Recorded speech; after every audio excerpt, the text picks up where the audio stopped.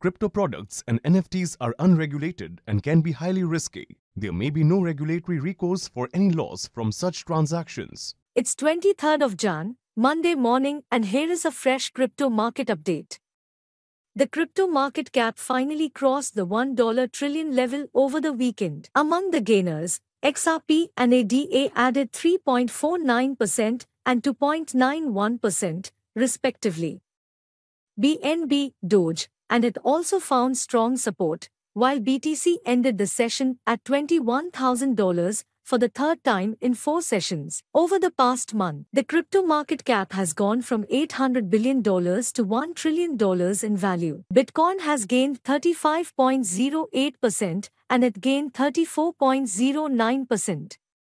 The top 10 crypto assets also gained an average of 30%, with Solana giving huge returns of over 110%. The crypto market is split between people who say that the Bitcoin bottom is near and those who call this the bull trap. Let's understand what is a Bitcoin bottom. It refers to the lowest point that the value of the cryptocurrency reaches before starting to increase again. On the other hand, a bull trap in trading is a situation where investors believe that the price of an asset is going to rise, but it actually falls instead. These situations can be created intentionally by manipulators in order to lure in uninformed investors and sell their own positions at a profit. So has Bitcoin bottomed out? Or is this a bull trap? No one can tell for sure. Even the analysts at JP Morgan could not identify the cause behind the surge in the value of crypto since the start of 2023.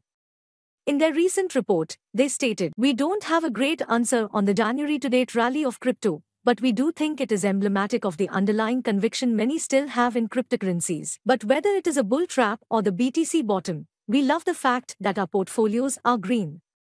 In the long run, these things wouldn't matter because holding on to your investments is rewarding. However, we'd be cautious and take the DYOR route before making any investment decisions. Crypto products and NFTs are unregulated and can be highly risky. There may be no regulatory recourse for any loss from such transactions.